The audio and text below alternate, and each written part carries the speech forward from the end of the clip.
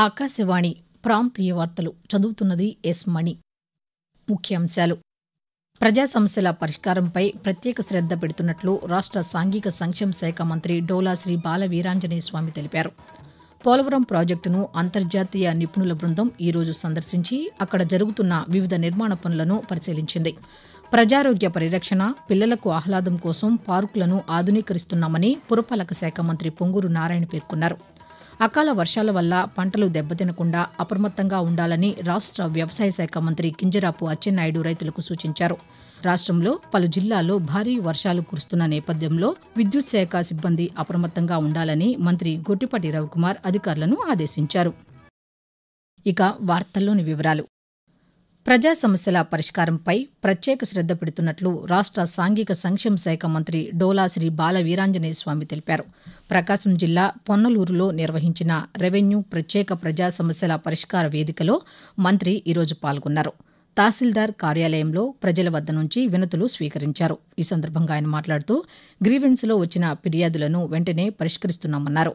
Super 6 హామీలన్నీ అమలు చేస్తామని వెల్లడించారు. కృష్ణానది యాజమాన్య బోర్డుకు ఆంధ్రప్రదేశ్ ప్రభుత్వం లేఖ రాసింది. ఈరోజు త్రిసభ్య కమిటీ సమావేశానికి హాజరు కాలేమని అందులో పేర్కొంది. పోలవరం ప్రాజెక్టు పరిశీలనకు నిపుణులు వస్తున్నారని అందులో వివరించింది. ఈ నెల 10 తర్వాత త్రిసభ్య కమిటీ భేటీ ఏర్పాటు చేయాలని ఏపీఈఎన్సీ కోరారు. ఇకపై కృష్ణా బోర్డు సమావేశాలు విజయవాడలోనే నిర్వహించాలని విజ్ఞప్తి చేశారు. పోలవరం ప్రాజెక్టును అంతర్జాతీయ నిపుణుల బృందం సందర్శించింది. అక్కడ జరుగుతున్న వివిధ నిర్మాణ పనులను వారు పరిశీలించారు.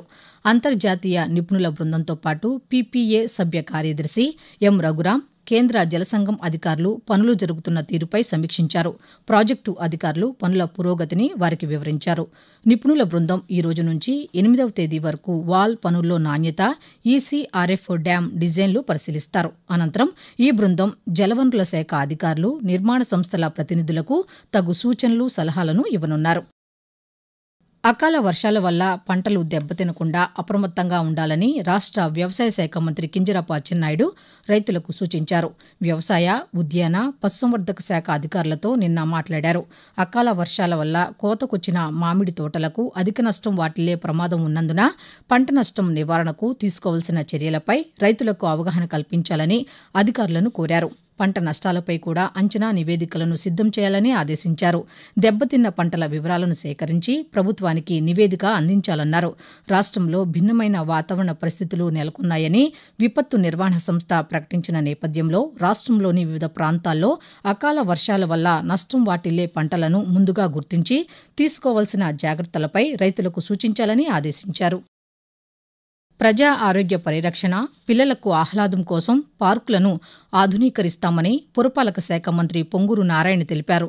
నెల్లూరులోని తిక్కన పార్కులో ప్లే జిమ్ ఎక్విప్మెంట్ను మంత్రి ఈరోజు ప్రారంభించారు. ఈ సందర్భంగా ఆయన మాట్లాడుతూ 2018లోనే 100 పార్కుల అభివృద్ధికి శ్రీకారం చుట్టామన్నారు.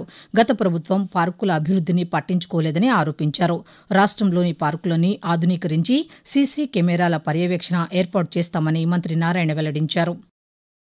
రాష్ట్రంలోని పలు జిల్లాల్లో భారీ వర్షాలు కురుస్తున్న నేపథ్యంలో విద్యుత్ శాఖ సిబ్బంది అంతా అప్రమత్తంగా ఉండాలని ఇంధన శాఖ మంత్రి గొట్టిపాటి రవికుమార్ అధికారులను ఆదేశించారు. నిన్న ఆయన విద్యుత్ శాఖ ఉన్నతాధికారులతో టెలికాన్ఫరెన్స్ నిర్వహించారు. విద్యుత్ ప్రమాదాలు జరగకుండా ప్రజలంతా అప్రమత్తంగా ఉండాలని ఆయన సూచించారు. భారీ వర్షానికి తోడు ఈదురుగాలులకు పలు ప్రాంతాల్లో విద్యుత్ వైర్లు, స్తంభాలు నేల కొరిగే అవకాశం ఉందని సిబ్బంది అప్రమత్తంగా ఉండి వాటిని వెంటనే సరిచేయాలన్నారు. ఎక్కడా ఎటువంటి ప్రాణనష్టం జరగకుండా చూడాల్సిన బాధ్యత సిబ్బందిపై ఉందన్నారు. రాష్ట్రంలో మరో 2 రోజుల వరకు భిన్నమైన వాతావరణ పరిస్థితులు కొనసాగనున్నట్లు ఏపీ విపత్తుల నిర్వహణ సంస్థ మేనేజింగ్ డైరెక్టర్ రోణంకి కూర్మనాథ్ వెల్లడించారు. ఈరోజు అక్కడక్కడ పిడుగులతో కూడిన తేలికపాటి నుంచి మోస్తరు వర్షాలు కురిసే అవకాశం ఉందన్నారు. ఇక మరోవైపు రానున్న 2 రోజులు కొన్ని చోట్ల ఉష్ణోగ్రతలు 41 నుంచి 42 డిగ్రీల సెంటీగ్రేడ్ మధ్య రికార్డు అయ్యే అవకాశం ఉందన్నారు. వాతావరణంలో మార్పులు చోటు చేసుకుంటున్నాయని వాతావరణ కేంద్రం ప్రకటించిన క్రమంలో ప్రజలు అప్రమత్తంగా ఉండాలని ఎన్టీఆర్ జిల్లా కలెక్టర్ డాక్టర్ లక్ష్మీశా సూచించారు. ఏదైనా అత్యవసర పరిస్థితి ఏర్పడితే కలెక్టరేట్లోని కంట్రోల్ రూమ్ నెంబర్ 9154970454 తెలియజేయాలని ఆయన తెలిపారు. ఆకాశవాణి ప్రాంతీయ వార్తలు వింటున్నారు.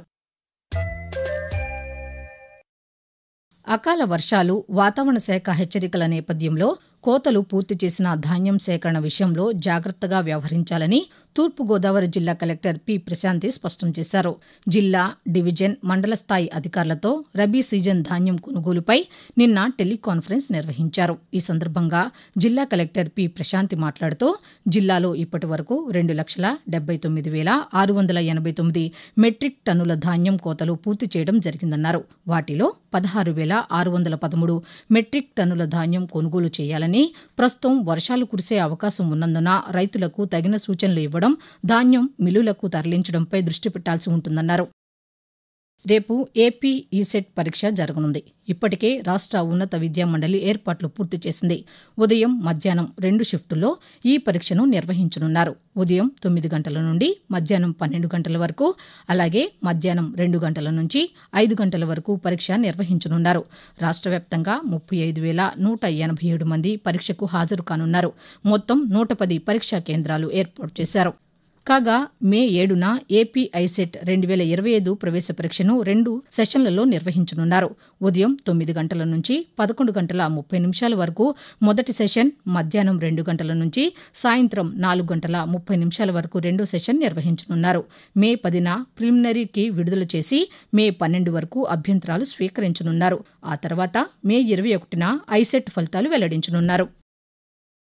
రాష్ట్ర వ్యాప్తంగా పలుచోట్ల గ్రామ, వార్డు సచివాలయాల్లో 2 విడతల్లో ఆధార్ క్యాంపులను నిర్వహించనున్నట్లు గ్రామ, వార్డు సచివాలయాల శాఖ ఒక ప్రకటనలో తెలిపింది. ఈ రోజు నుంచి 8వ తేదీ వరకు ఒక విడతలో, 12 నుంచి 15వ తేదీ వరకు మరో విడతలో గ్రామ, వార్డు సచివాలయాలు వివిధ అంగన్వాడీ కేంద్రాల్లో ప్రత్యేక క్యాంపులు నిర్వహించనున్నట్లు పేర్కొంది. 5 నుంచి 7 ఏళ్ల మధ్య, అలాగే 15 నుంచి 17 ఏళ్ల మధ్య వయసు గలవారు ఈ ప్రత్యేక క్యాంపుల్లోని సేవలను ఒక్కసారి ఉచితంగా ఉపయోగించుకోవచ్చని తెలిపింది. తిరుమలలో పద్మావతి శ్రీనివాసుల పరిణయోత్సవాలు రేపటి నుంచి 8వ తేదీ వరకు తిరుమలలో ఘనంగా నిర్వహించనున్నట్లు తిరుమల తిరుపతి దేవస్థానం ఈరోజు ఒక ప్రకటనలో తెలిపింది. 3 రోజుల పాటు జరిగే ఈ వేడుకలో తొలి రోజు శ్రీ మలయప్ప స్వామివారు గజవాహనం, 2వ రోజు అశ్వవాహనం, చివరి రోజు గరుడ వాహనంపై భక్తులకు దర్శనమిస్తారు. ఆ తరువాత కళ్యాణ మహోత్సవం కన్నుల పండువగా నిర్వహిస్తారు. పద్మావతి పరిణయోత్సవాల నేపథ్యంలో ఆర్జిత బ్రహ్మోత్సవం, సహస్ర దీపాలంకార సేవలను రద్దు చేసినట్లు టీటీడీ తెలిపింది. ప్రజలకు, కక్షిదారులకు సత్వర న్యాయం అందించడమే న్యాయస్థానాల ప్రధాన లక్ష్యమని హైకోర్టు న్యాయమూర్తి, ప్రకాశం జిల్లా అడ్మినిస్ట్రేషన్ జడ్జి జస్టిస్ రాజశేఖరరావు అన్నారు. ప్రకాశం జిల్లా సింగరాయకొండలో civil judge junior division court ప్రారంభోత్సవం నిన్న జరిగింది. ఈ కార్యక్రమంలో హైకోర్టు న్యాయమూర్తులు justice Rajasekhara Rao, justice K. Manmatha Rao, justice Ganamaneni Ramakrishna Prasad, justice Y. Lakshmana Rao పాల్గొన్నారు. అనంతరం జరిగిన సభలో జస్టిస్ రాజశేఖరరావు మాట్లాడుతూ బార్ అసోసియేషన్ సభ్యులు లక్ష్యానికి అనుగుణంగా కలిసికట్టుగా బాధ్యతాయుతంగా వ్యవహరించాలని సూచించారు. నూతన సివిల్ జడ్జి కోర్టుకు రెగ్యులర్ న్యాయాధికారిని నియమించడానికి కృషి చేస్తామని హామీ ఇచ్చారు. ప్రాంతీయ వార్తలు ముగించే ముందు ముఖ్యాంశాలు మరోసారి. ప్రజా సమస్యల పరిష్కారంపై ప్రత్యేక శ్రద్ధ పెడుతున్నట్లు రాష్ట్ర సాంఘిక సంక్షేమ శాఖ మంత్రి డోలా శ్రీ బాల వీరాంజనేయ స్వామి తెలిపారు. పోలవరం ప్రాజెక్టును అంతర్జాతీయ నిపుణుల బృందం ఈరోజు సందర్శించి అక్కడ జరుగుతున్న వివిధ నిర్మాణ పనులను పరిశీలించింది.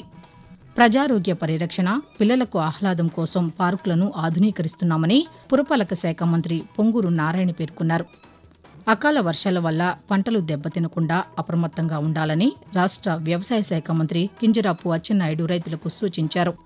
రాష్ట్రంలో పలు జిల్లాల్లో భారీ వర్షాలు కురుస్తున్న నేపథ్యంలో విద్యుత్ శాఖ సిబ్బంది అప్రమత్తంగా ఉండాలని మంత్రి గొట్టిపాటి రవికుమార్ అధికారులను ఆదేశించారు. ఆకాశవాణి ప్రాంతీయ వార్తలు ఇంతటితో సమాప్తం. తిరిగి సాయంత్రం 6:10 ప్రాంతీయ వార్తలు వింటారు.